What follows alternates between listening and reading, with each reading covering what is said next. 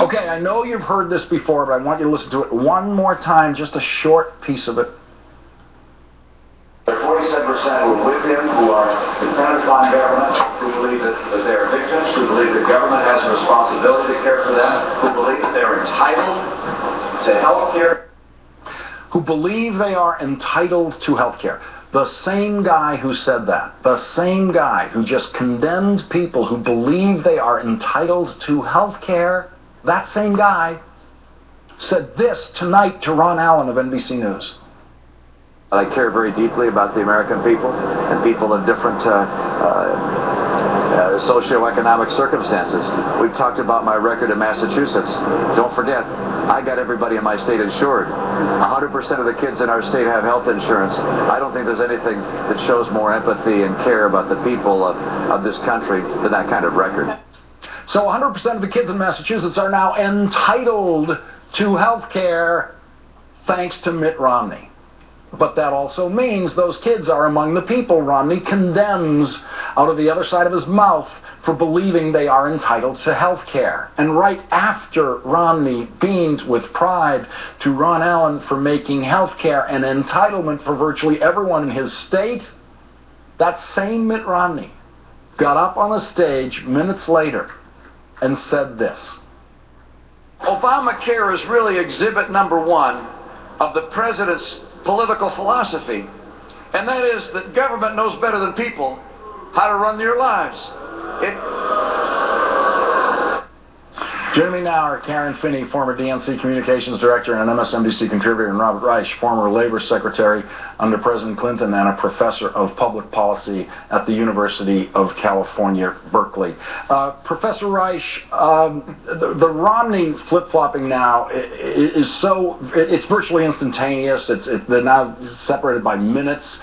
He's getting caught up desperately on the issue of health care, as we just saw. Romney care versus Obamacare. It seems like and you've been around enough campaigns, that behaviorally what we're seeing here in this candidate is a form of public panic. The flip-flopping is related to him being absolutely lost at this point as a candidate.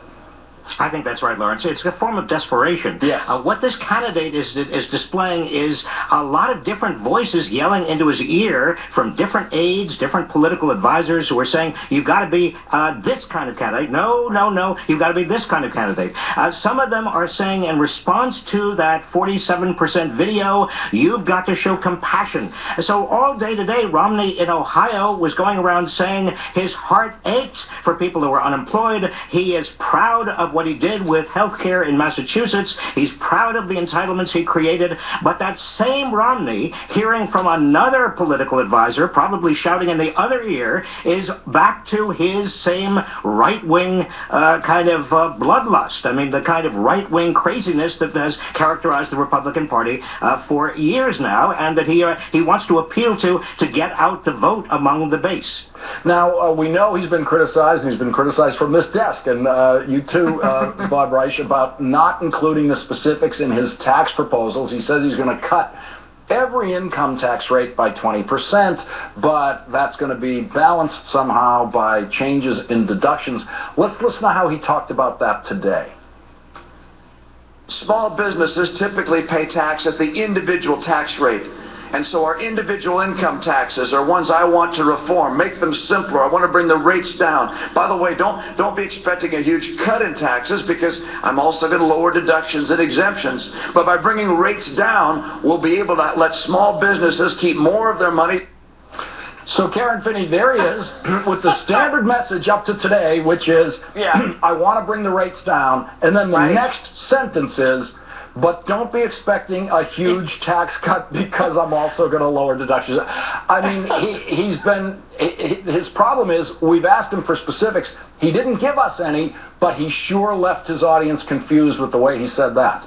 Well, I almost expected him to say, you freeloaders don't expect a big tax cut. And then just yesterday he admitted that President Obama, did not cut taxes on the middle class. So this guy doesn't know if he's coming or going. Look, I think what you're showing is quintessentially that exemplifies his problem, and that is he has his candidacy has been based on trying to be all things to all people without having a core and a center narrative about who he is and what he stands for and what he's trying to accomplish. I mean, so much of what we're seeing at this point is it's not just desperation, but it's trying to please or appease all of these different audiences, and the lack of consistency, once again, like every other gaffe he's made along the way, plays into his fundamental flaw as a candidate, which is he's not trustworthy. People can't trust him.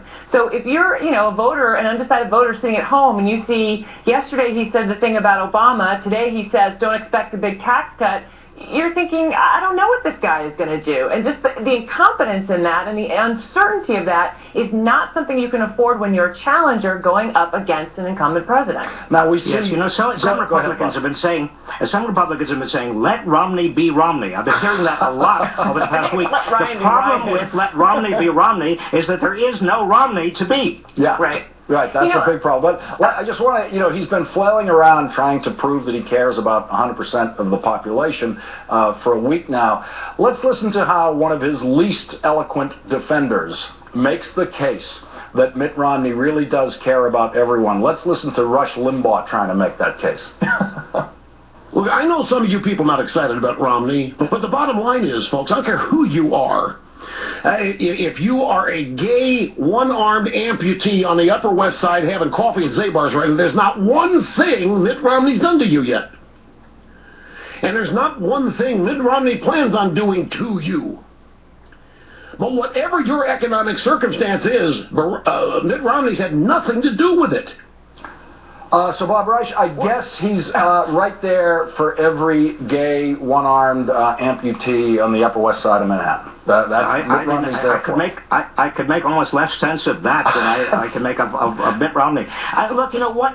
There is a choice that has to be made. The Republicans are going to be making that choice. And the question, the narrative that is going to be coming out over the next few weeks is the problem here with the candidate, or is the problem with a right-wing GOP that is out of step with the rest of America? And a lot of Republicans are getting the long knives out right now, and they want to attack Romney as the worst candidate they could possibly have put up. That's what we're going to be hearing from Republicans. But actually, Romney is doing exactly what the GOP has wanted. He is the GOP's candidate because he has been saying what the GOP has been saying. A right-wing GOP that has all of the intolerance, all of the narrow-mindedness, doesn't really have anything to care about the 47%. That's what the policy is. Okay, I'm going to have to mark down Robert Reich as being unable to make sense of Rush Limbaugh. Your name, Bob, is being added to the list of everyone else who's ever been on this show. None of us have been able to do it. Karen Finney and Robert Reich, thank you both for joining me tonight. Thank you. Coming up.